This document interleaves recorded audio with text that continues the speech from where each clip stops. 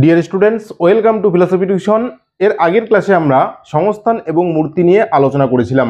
এই ক্লাসে আমরা একটা ন্যায়কে বৈধ হতে গেলে কি কি নিয়ম পালন করতে হয়, অর্থাৎ কি কি নিয়ম পালন করলে একটা ন্যায়কে আমরা বৈধ বলতে পারি, সেই বিষয়টি নিয়ে আলোচনা করব। অবশ্যই প্রথম থেকে শেষ পর্যন্ত দেখবে। ক্লাসটি ভালো লাগলে লাইক করবে, চ্যানেলে নতুন হলে চ্যানেলটিকে সাবস্ক্রাইব করে নেবে। তো চলো শুরু করি। তাহলে দেখো, নিরপেক্ষ ন্যায়ের বৈধতার নিয়মাবলী। তাহলে এখানে মোটামুটি 10টা নিয়ম কিন্তু লেখা আছে। এই 10টা নিয়ম যদি পালন করে থাকে তাহলে কোনো ন্যায়কে কিন্তু আমরা বৈধ বলতে পারবো। ক্লিয়ার? আচ্ছা, তাহলে প্রথম নিয়মটা কি রয়েছে দেখো, একটা বৈধ ন্যায়ে 3টা বচন থাকবে। তাহলে একটা বৈধ ন্যায়ে কটা বচন থাকবে? 3টা বচন থাকবে, তাই তো? দুটো হেতুবাক্য এবং একটা সিদ্ধান্ত। তাহলে একটা বৈধ ন্যায়ে কটা বচন থাকবে? 3টা বচন থাকবে। মনে করো লিখলাম, সকল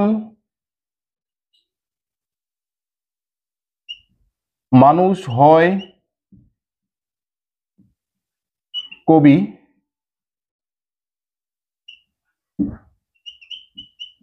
রাম হয় মানুষ, সুতরাং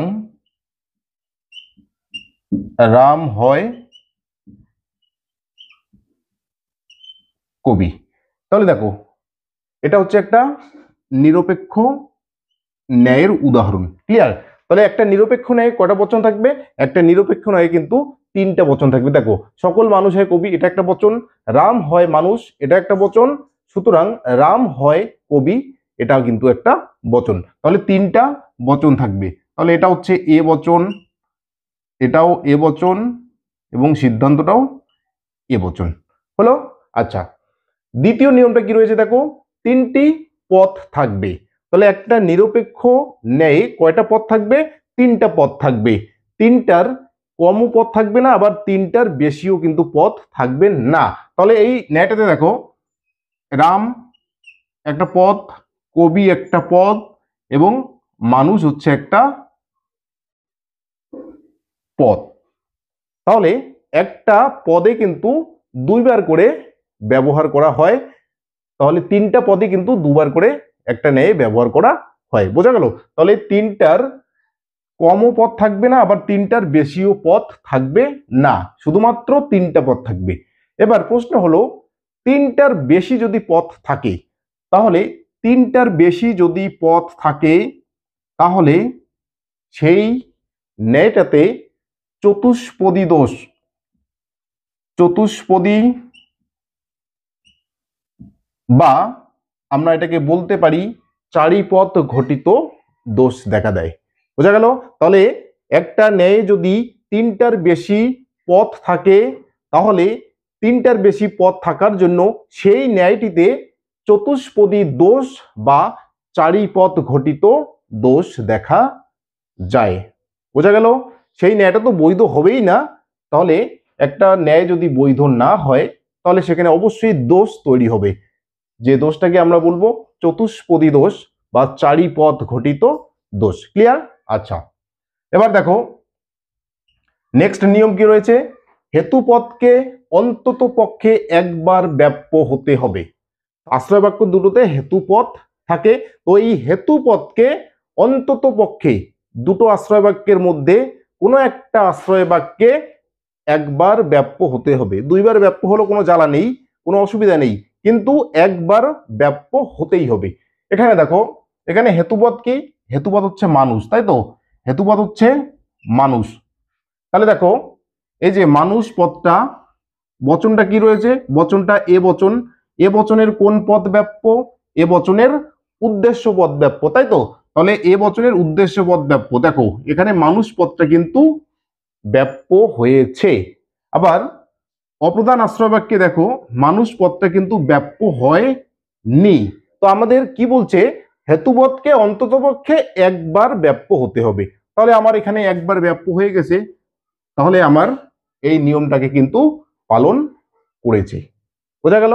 এবার প্রশ্ন হলো, হেতুপদ যদি একবারও ব্যাপ্য না হয়, তাহলে হেতুপদ যদি আশ্রয় বাক্যগুলোতে একবারও ব্যাপ্য না হয়, তাহলে সেই ন্যায়টিতে কিন্তু দোষ দেখা দেবে, যে দোষটাকে আমরা বলি অব্যাপ্য হেতু দোষ। মনে থাকবে, অব্যাপ্য হেতু দোষ। তাহলে হেতুপদ দুটো আশ্রয় বাক্যের মধ্যে অন্ততপক্ষে একবার ব্যাপ্য হতে হবে, কিন্তু একবারও যদি ব্যাপ্য না হয় তাহলে কিন্তু সেই ন্যায়টিতে অব্যাপ্য হেতু দোষ ঘটবে। বোঝা গেল? আচ্ছা, এবার দেখো নেক্সট, যে পদ হেতুবাক্যে ব্যাপ্য হয় না সেটি সিদ্ধান্তে ব্যাপ্য হবে না। তাহলে হেতুবাক্যে যদি কোনো পদ ব্যাপ্য না হয়, অর্থাৎ অব্যাপ্য হয়, তাহলে সেই পদকে কিন্তু সিদ্ধান্তেও অব্যাপ্য হতে হবেই। বোঝা গেল? তাহলে যে পদ হেতুবাক্যে ব্যাপ্য হবে না সেটা সিদ্ধান্তেও ব্যাপ্য হবে না। কিন্তু যদি সিদ্ধান্তে ব্যাপ্য হয়ে যায় তাহলে সাধ্যপদ বা পক্ষপদ, তাই তো? তাহলে সাধ্যপদ কোন আশ্রয় বাক্যে থাকে? কোন আশ্রয় বাক্যটাকে সাধ্য আশ্রয় বাক্য বলা হয়? সাধ্যপদ মানে হচ্ছে তোমার পি। তাহলে পি আর কোথায় থাকে? একদম প্রধান আশ্রয় বাক্যে। তাহলে সাধ্যপদ যদি প্রধান আশ্রয় বাক্যে ব্যাপ্য না হয় তাহলে সেটা কিন্তু, দেখো প্রধান আশ্রয় বাক্যে সাধ্যপদ ব্যাপ্য হয়নি, তাহলে যে পদ আশ্রয় বাক্যে ব্যাপ্য হয় না সেটা সিদ্ধান্তও ব্যাপ্য হবে না। দেখো এখানে কিন্তু ব্যাপ্য হয়নি। বোঝা গেল? তাহলে যে পদ আশ্রয় বাক্যে ব্যাপ্য হয় না সেটা সিদ্ধান্তে ব্যাপ্য হবে না। যদি সিদ্ধান্তে পদটা ব্যাপ্য হতো তাহলে কিন্তু যুক্তিটিতে দোষ দেখা দিত, যেটাকে আমরা বলি অবৈধ সাধ্য দোষ। এবার পক্ষপদ যদি পক্ষ আশ্রয় বাক্যে ব্যাপ্য না হয় তাহলে সেটা কিন্তু সিদ্ধান্ত ব্যাপ্য হবে না, আর যদি সিদ্ধান্তে ব্যাপ্য হয় তাহলে সেখানে দোষ তৈরি হবে, যেটাকে আমরা বলি অবৈধ পক্ষ দোষ। বোঝা গেল? তাহলে পক্ষপদ যদি হেতুবাক্যে ব্যাপ্য না হয়ে সিদ্ধান্তে ব্যাপ্য হয় তাহলে অবৈধ পক্ষদোষ তৈরি হবে, আর সাধ্যপদ যদি হেতুবাক্যে ব্যাপ্য না হয়ে সিদ্ধান্তে ব্যাপ্য হয় তাহলে কিন্তু অবৈধ সাধ্যদোষ দেখা দেবে। নেক্সট, দুটি হেতুবাক্য নয়র্থক হতে পারে না। তাহলে দুটি হেতুবাক্য কিন্তু নয়র্থক হবে না। মনে করো এটা একটা হেতুবাক্য, এটা একটা হেতুবাক্য, তাহলে এই যে দুটো হেতুবাক্য কিন্তু কখনোই নয়র্থক হবে না। যদি দুটো হেতুবাক্য নয়র্থক হয় তাহলে নয়র্থক হেতুবাক্যজনিত দোষ দেখা দেবে। বোঝা গেল? একটি হেতুবাক্য নয়র্থক হলে সিদ্ধান্ত নয়র্থক হবে। তাহলে দুটো হেতুবাক্যের কোনো একটি যদি নয়র্থক হয় তাহলে কিন্তু সিদ্ধান্তটা নয়র্থক হবে। আবার দুটো হেতুবাক্য যদি নয়র্থক হয় তাহলে তার থেকে কিন্তু কোনো বৈধ সিদ্ধান্ত নিঃসৃত হবে না, সেখানে দোষ দেখা দিবে, যেটা আগের নিয়মে বলা আছে। তাই তো? দুটি হেতুবাক্য নয়র্থক হতে পারে না।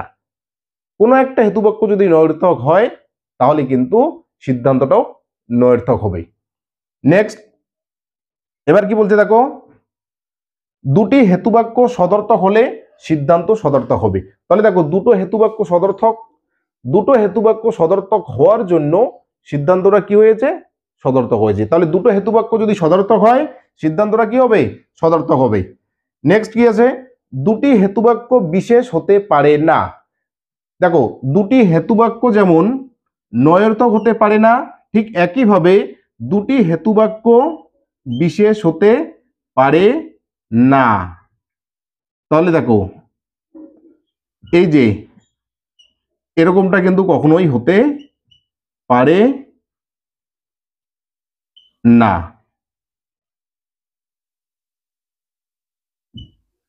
তাহলে দেখো দুটো হেতুবাক্য, এটা একটা হেতুবাক্য, এটা একটা হেতুবাক্য, তাহলে দুটো হেতুবাক্য, একটা হেতুবাক্য আই বচন, একটা হেতুবাক্য ও বচন, বৈধ সিদ্ধান্ত নিশ্চিত হবে না। একটা হেতুবাক্য ও বচন, অন্য একটা হেতুবাক্য আই বচন, সেখানেও বৈধ সিদ্ধান্ত নিশ্চিত হবে না। দুটোই যদি আবার ও বচন হয়, এখানে তো দুটোই নয়র্থক হয়ে গেল। সেখান থেকেও কোনো বৈধ সিদ্ধান্ত নিশ্চিত হবে না। তাহলে দুটো হেতুবাক্য বিশেষ হতে পারে না, যদি হয় তাহলে সেটা হবে বিশেষ আশ্রয় বাক্যজনিত দোষ। নেক্সট কি রয়েছে, একটি হেতুবাক্য বিশেষ হলে সিদ্ধান্ত বিশেষ বচন হবে। তাহলে একটা হেতুবাক্য যদি বিশেষ বচন হয় তাহলে সিদ্ধান্তটাও কি হবে, বিশেষ বচন হবে। লাস্ট নিয়মটা কি, প্রধান হেতুবাক্য বিশেষ এবং অপ্রধান হেতুবাক্য নয়িত হতে পারে না। প্রধান হেতুবাক্য বিশেষ মানে মনে করো আই বচন, এবং অপ্রধান হেতুবাক্য নৈর্থক মানে ই বচন। তাহলে এখান থেকে কিন্তু কোনো বৈধ সিদ্ধান্ত নিশ্চিত হবে না, অর্থাৎ ন্যায়টি কি হবে, অবৈধ হবে। বোঝা গেল? তাহলে প্রধান আশ্রয় বাক্য বিশেষ মানে ও বচন, আর অপ্রধান আশ্রয় বাক্য নৈর্থক মানে ই বচন বা ও বচন, এরকমটা কিন্তু কখনোই হতে পারে না। তাহলে প্রধান আশ্রয় বাক্যটা বিশেষ বচন এবং অপ্রধান আশ্রয় বাক্য নৈর্থক হতে পারে না। প্রধান আশ্রয় বাক্য যদি সামান্য বচন হয়, অপ্রধান আশ্রয় বাক্য বিশেষ বচন হতে পারে। বোঝা গেল? কিন্তু প্রধান হেতুবাক্য বিশেষ বচন আর অপ্রধান হেতুবাক্য নৈর্থক যদি হয় তাহলে সেখান থেকে কোনো বৈধ সিদ্ধান্ত নিশ্চিত হবে না। আর বৈধ সিদ্ধান্ত যদি নিশ্চিত না হয় তাহলে ন্যায়টি বৈধ হবে না। বোঝা গেল? তাহলে এই হচ্ছে ন্যায়ের বৈধতার 10টা নিয়মাবলী। এই 10টা নিয়মকে যদি পুরোপুরিভাবে পালন করে তাহলে কোনো ন্যায়কে তখনই আমরা বৈধ বলবো। যদি এই নিয়মগুলোর মধ্যে কোনো একটার যদি একটা ন্যায় পালন না করে তাহলে কিন্তু সেই ন্যায়টা অবৈধ হয়ে যাবে। তো নেক্সট যখন আমরা ন্যায়ের বৈধতা বিচার করব তখন কিন্তু এই নিয়মগুলিকে আমাদের মনে রাখতে হবে। অবশ্যই এই নিয়মগুলিকে মনে না রাখতে পারলে ন্যায়ের বৈধতা বিচারের ক্ষেত্রে কিন্তু সমস্যা তৈরি হবে। কাজেই এই নিয়মগুলিকে তোমরা খাতায় লিখে হোক, ভালো করে পড়ে হোক, অবশ্যই মনে রাখবে। নেক্সট ক্লাসে আমরা বৈধতা বিচার শুরু করব। এই বৈধতা বিচারের ক্ষেত্রে কিন্তু এই নিয়মগুলোকে আমাকে ন্যায়ের মধ্যে প্রয়োগ করতে হবে, দেখতে হবে যে সব নিয়ম ঠিকঠাকভাবে পালন হয়েছে কিনা। যদি সব নিয়ম ঠিকঠাকভাবে পালন হয় তাহলে একটা ন্যায় বৈধ হবে, আর যদি সব নিয়ম পালন না হয় অর্থাৎ কোনো একটা নিয়ম যদি পালন না হয় তাহলে কিন্তু সেই ন্যায়টিকে আমরা বৈধ বলতে পারবো না। বোঝা গেল? তাহলে এই হচ্ছে আজকের ক্লাস। তাহলে এই নিয়মগুলো অবশ্যই মনে রাখবে।